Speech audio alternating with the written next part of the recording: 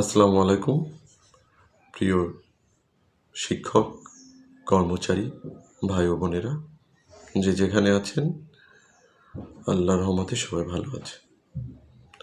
আপনারা জানেন আগামী মাসের 13ই আগস্ট জাতীয়করণ প্রত্যাশী জোটের পক্ষ থেকে আমাদের কর্মসূচির আহ্বান করা হয়েছে এবং ওই দিন আমরা আমাদের কর্মসূচি থেকে পরবর্তী দাবি না মানা পর্যন্ত পরবর্তীতে আমরা আর কী কর্মসূচি দেবো সেই দিন ওখানে ঘোষণা করা হবে। তো 13 তারিখের যে আন্দোলন অবশ্যই আমাদের একটা অস্তিত্বের আন্দোলন, কারণ বিভিন্ন সরকার আমাদেরকে প্রতিশ্রুতি দিয়েও সেই প্রতিশ্রুতি রক্ষা করছেন এবং অন্তর্বর্তীকালীন সরকারও আমাদের নিয়ে একরকম তামাশা করছে। এই তামাশার হাত থেকে মুক্তি পেতে আপনার ভাগ্য উন্নয়নে আপনাকেই 13ই আগস্টে অংশগ্রহণ করতে হবে।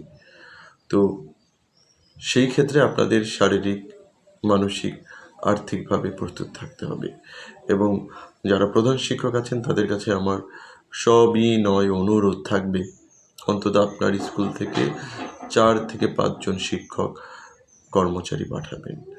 এই আন্দোলন আমাদের শিক্ষকের, এই আন্দোলন আমাদের শিক্ষক জাতির আন্দোলন, এই আন্দোলন আমাদের বৈষম্যের হাত থেকে রক্ষা পাওয়ার আন্দোলন। এই আন্দোলন শুধুমাত্র যে আমাদের সহকারী শিক্ষকের না, এই আন্দোলন কর্মচারীদের আন্দোলন, এই আন্দোলন কর্মচারী থেকে সহকারী শিক্ষকদের আন্দোলন, এই আন্দোলন সহকারী প্রধান শিক্ষকদের আন্দোলন, এই আন্দোলন প্রধান শিক্ষকদের আন্দোলন, এই আন্দোলন অধ্যাপক, প্রভাষক এবং যেটা হলো যে এবং আমাদের বেসরকারি শিক্ষা ব্যবস্থায় যারাই আছেন, আমাদের বেসরকারি শিক্ষা ব্যবস্থায় সাথে যারা জড়িত আছে তাদের সবার, স্কুল, কলেজ, মাদ্রাসা, কারিগরি শিক্ষা প্রতিষ্ঠান সকলের আন্দোলন।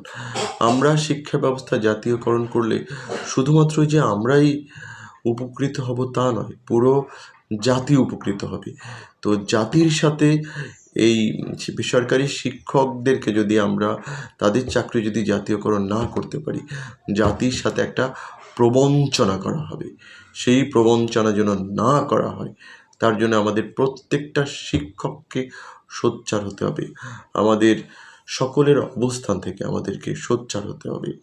আমরা যেভাবে পারি আমাদের এই জাতীয়করণ আন্দোলনে আমাদেরকে কন্ট্রিবিউশন করতে পারে। সংগঠন যার যার, জাতীয়করণ আন্দোলন সবার। তো প্রস্তুত থাকবেন আগামী 13 আগস্টের জন্য। দেখা হবে রাজপথে, দাবি দাওয়া